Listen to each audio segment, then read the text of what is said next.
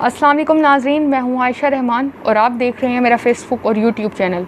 नाज़रीन, इन दिनों जैसे कि सीमा और सचिन के हवाले से बहुत चर्चे हो रहे हैं, बहुत बातें हो रही हैं, उसी ही दौरान जब एक बांग्लादेश की खातून भी जब जाती है इंडिया, उस हवाले से भी चीज़ें सामने आई। अब एक खातून है जो बहुत ज़्यादा रो रही हैं और अपने बेटे के पीछे, उनके बेटे ने उनको कैसे धोखा दिया, कैसे एक धोखे में रखा, और जब उस खातून उसकी लड़के की माँ को मालूम होता है तो वो इंतहाई हैरान रह जाती हैं कि ये हुआ क्या है।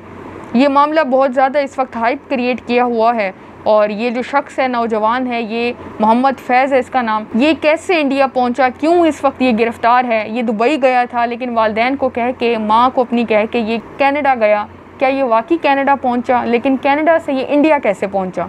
ये सारा मामला क्या है? क्यों इतना ज़्यादा इसको मुख्तलिफ न्यूज़ आउटलेट्स ने इसको रिपोर्ट किया है? BBC ने हो गया, BBC इस पर प्रॉपर रिपोर्टिंग कर रहा है, मुख्तलिफ चैनल्स इसको रिपोर्ट कर रहे हैं और मुख्तलिफ सोशल मीडिया प्लेटफॉर्म्स पर भी इस पर बात हो रही है।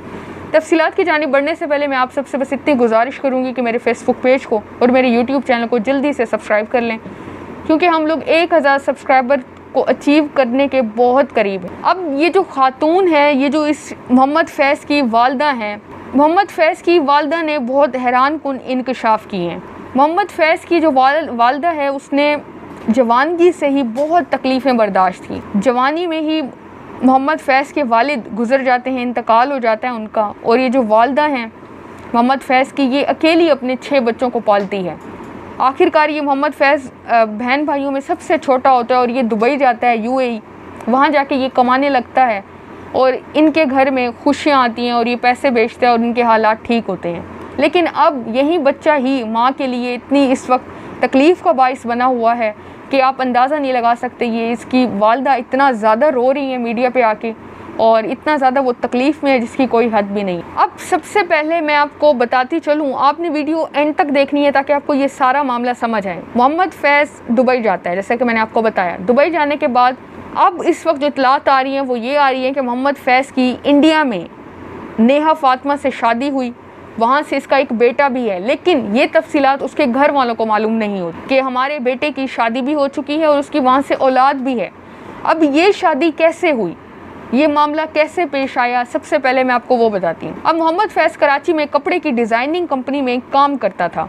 2018 में इसी कंपनी में मुत्तहिदा अरब अमारात में इनकी तकर्री होती है, मतलब इनको हायर किया जाता है वहाँ, जहाँ 2019 में फैज़ की मुलाकात भारतीय रियासत हैदराबाद की फ़ातिमा से हुई, जिसे मुलाजमत दिलाने में उन्होंने मदद की। कुछ अरसे बाद दोनों ने शादी कर ली और उनका एक बेटा पैदा हुआ। पुलिस के मुताबिक फ़ातिमा अगस्त 2022 में UAE से हैदराबाद आई और ख़ानदान के साथ रहने लगी। फैज़ ने जिस लड़की से शादी की, फ़ातिमा से, आप सबको मालूम हो तो UAE में ज़्यादातर इंडियंस ही इंडियंस हैं। इंडियंस की बहुत तादाद है वहाँ पे, और मुख्तलिफ बिजनेसेस में, बड़े बड़े बिजनेसेस भी आप देखें तो उसमें इंडियंस ने बड़ा पैसा इन्वेस्ट कर रखा है।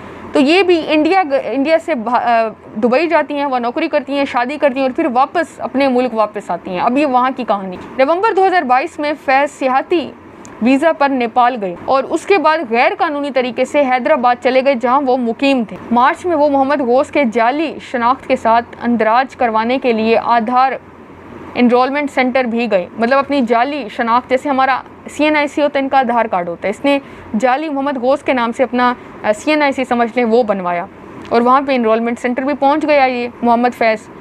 लेकिन बाद में भारतीय पुलिस ने फैज़ को गिरफ़्तार किया और कुछ दस्तावेज़ात भी कब्ज़े में ले ली। अब ये जो खातून है उसका क्या मौक़िफ़ है, ये इस वक्त मोहम्मद फैज़ गिरफ़्तार है इंडिया में। मोहम्मद फैज़ की वालदा ने BBC से बात की और उन्होंने बात करते हुए कहा कि फैज़ को भारत नहीं जाना चाहिए था, लेकिन अब वो चला गया है तो उसे माफ़ कर दो। वो भारतीयों से कह रही हैं, भारतीय हुकूमत से गुजारिश करी है कि मेरे बेटे को माफ़ कर दो, मेरे बेटे, बहू और पोते पाकिस्तान भेज दो। वालदा के मुताबिक उन्हें 2 रोज़ कबल इल्म हुआ कि मोहम्मद फैज़ भारत इंडिया चला गया है। ये वालदा के लिए एक पहाड़ बन के, एक बिजली बन के टूटा जब उसको मालूम हुआ, क्योंकि मोहम्मद फैज़ ने अपनी वालदा को कह रखा था कि मैं कनाडा जा रहा हूँ। जब वालदा को पता चला कि मेरा बेटा तो इंडिया पहुँच चुका है, वो बहुत हैरान हुई। मज़ीद इस खातून को ये भी इल्म में आया कि इंडिया में इसका एक बेटा और बीवी भी है। ये भी बहुत शॉकिंग था फैज़ की वालदा के लिए। फैज़ की वालदा मज़ीद बताती हैं कि ये शादी वालदा के इल्म में लाए बगैर की गई। वो कहती है मेरे इल्म में नहीं था। भाई भी कहते हैं हमारे इल्म में नहीं था, कि हमारे भाई ने वहाँ शादी कर रखी है।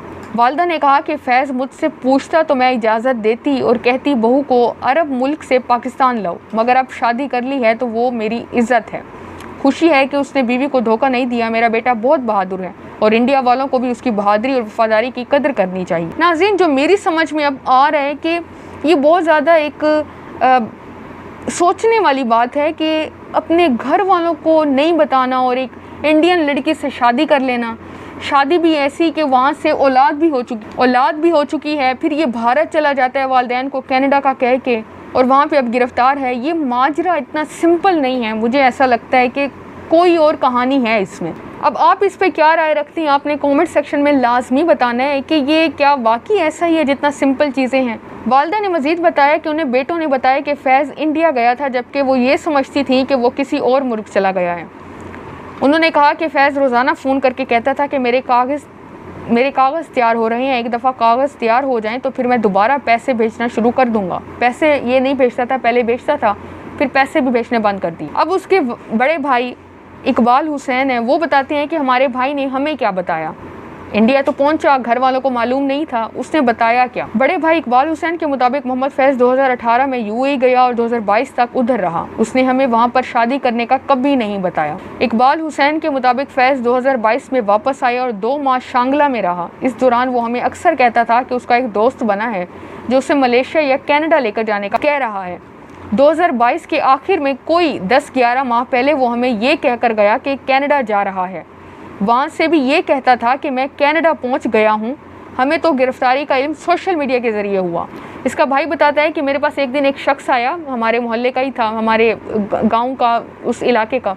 उसने आके बताया कि ये इंडिया में ऐसी रिपोर्ट चल रही है और तुम्हारा भाई गिरफ्तार हो चुका है। वो कहते हैं हम हैरान रह गए। मजीद इसका फैज़ का भाई इकबाल हुसैन बताते हैं कि हम तालीम याफ्ता नहीं हैं, मैं एक अड्डे पर काम करता हूँ, कुछ समझ हमें नहीं आया कि हमें अपने भाई के लिए क्या करना चाहिए या मैं क्या करूँ। और मैं जो मेरा भाई है उसने मैट्रिक तक तालीम हासिल कर रखी है। फैज़ के मामू कहते हैं कि फैज़ की वालदा जिनका नाम हद बेगम है, वो कहते हैं कि हमें बहनों से ज़्यादा अजीज़ हैं, सगी बहन नहीं है।